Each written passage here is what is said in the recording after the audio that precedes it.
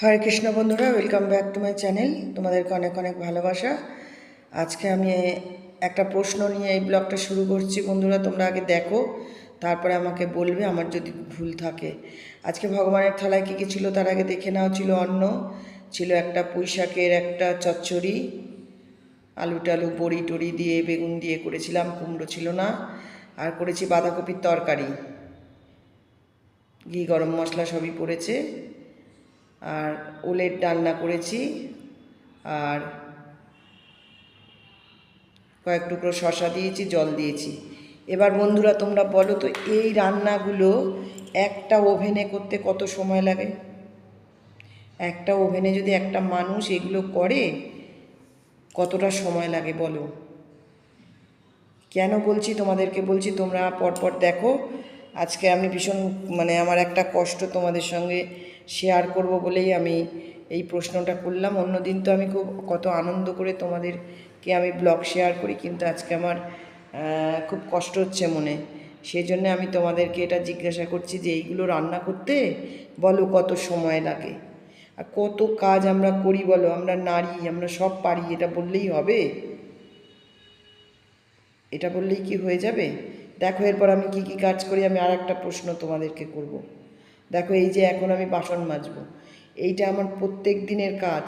রান্না করা, বাসন মাজা, গুছিয়ে স্কুলে যাওয়া, স্কুল থেকে এসে অ্যাপে কাজ করা, তারপরে খাতাপত্রের কাজ করা, তারপরে এই ভিডিওগুলো যেগুলো আমি করি তোমাদের দেখাই সেগুলো এডিট করা, তারপরে হচ্ছে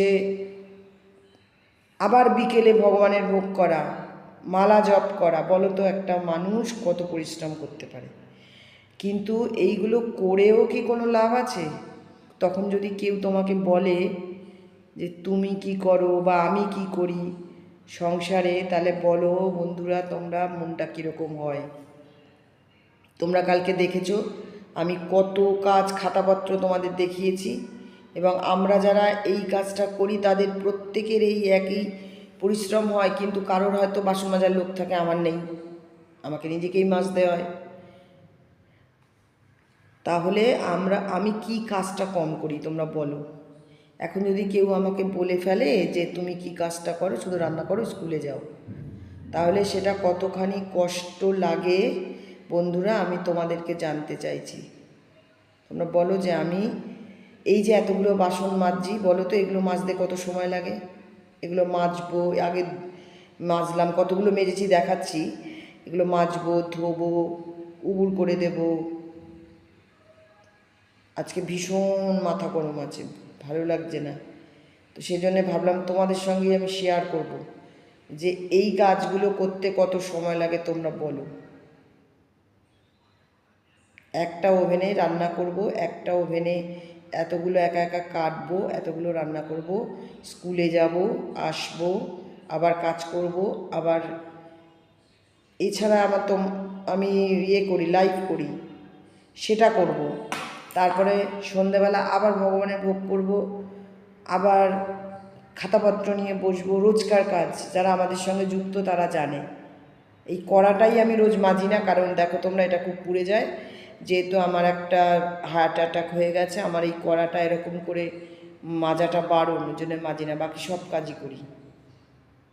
কিন্তু তারপরে যদি আমি শুনি যে তুমি কি করো, তাহলে কীরকম লাগে বন্ধুরা বলো তো? প্রচণ্ড কষ্ট লাগছে, তাই তোমাদের সঙ্গে শেয়ার করলাম।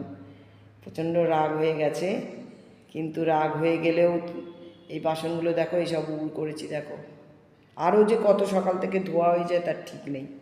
একদিকে রান্না করি, একদিকে ধুই, কিন্তু রাগ করেও খিদেটা তো আমার হবে না বন্ধু, কম খেতেই হবে।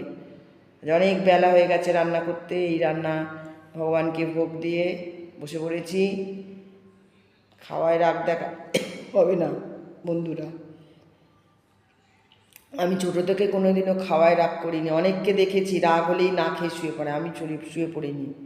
আমি খেয়ে দিয়ে তারপর রাগ করব।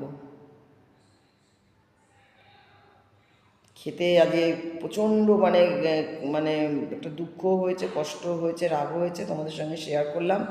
তোমরা কমেন্টস করবে যে আমি ঠিক একটা পুরুষ যদি সে ব্যাগ ঝুলিয়ে খেয়ে দিয়ে অফিসে চলে যেতে পারে, তাহলে একটা মেয়ে হয়ে তাকে সব করে বেরোতে হবে কেন?